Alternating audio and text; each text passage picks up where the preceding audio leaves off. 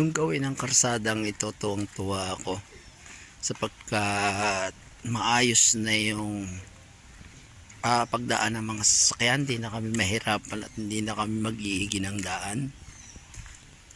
Nang hindi ko sukat akalain na ito pala ay magdudulot ng isang malaking kalungkutan at isang kasaysayang mahirap naming malimutan, na kung saan ay isang bata ang naaksidente dahil sa tuloy ng takbo sa hindi namin malamang kadahilanan kung bakit nangyari na ibinangga niya yung kanyang sasakyan sa poste ng Meralco na nagdulot sa kanya ng kamatayan. Tinataha ko ngayon ang karsada na dating rough road, kamakailan lamang, at ngayon ay napakadami ng sasakyan na dumaraan. Ito po ay palusong at talagang pag hindi kayo nag-control ay maaring ma-aksidente kayo.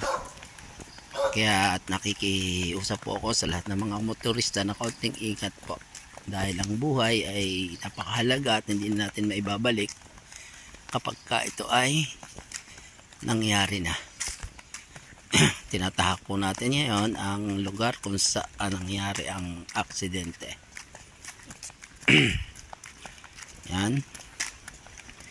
Mula po dito ay yung motor ay nagsimula ng gumiwang.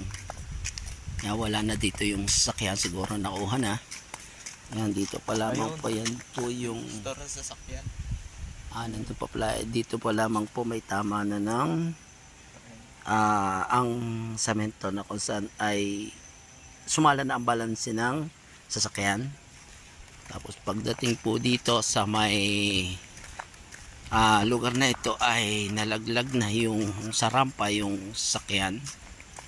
Ito, yan mula po dito.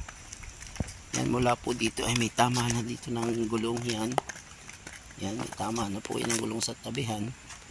Yan, dire-diretso po dito. At hanggang sa bumangga po dito sa poste nito. Yan. Yan sa poste na yan, bumangga po. Sa napaka-imposible na nga po sa pangyayari pong yun ay napaka-imposible na mabuhay yung bata dahil sa bilis ng takbo ng sasakyan. Hindi namin malaman kung ito ba ay nag-stick o kung ano yung nangyari sa sasakyan, kung bakit hindi nag-stick, kung bakit hindi na-control ng bata. Yan, hanggang sa yan po dito tumasaw, dito po na bumagsak yung sasakyan sa lugar na ito. At yan po at tsura ng sasakyan. Wala, hindi na po halos magkakaigi yan. Yan po yung tsura ng sasakyan. Yan. Kami po ay taos pusong nakikiramay sa pamilya ng namayapa. At sa pangyayari pong ito ay wala tayong tanging magagawa kundi sila ay makadalamhati tayo sa kanila. At idalangin na sa bandarian ay makaamupon sila, matanggap nila yung pangyayari. Talagang ganun lamang po ang buhay. May mga pangyayaring napakahirap nating maunawaan, pero lagi nating tatandaan na ang bawat pangyayari ay may mga dahilan. At sana po siya naroon ngayon, sana po ay maging mapayapa siya, no? Ang tanging mai-advise ko lamang po ay kaunting ingat sa mga ganitong sasakyan. Magpatakbo ng tama lang, huwag gawing laruan, dahil ang buhay po ay hindi na natin maibabalik kapag nangyari na. Yan, magandang araw po, at minsan pa po nakikiramay po kami sa pamilya. God bless.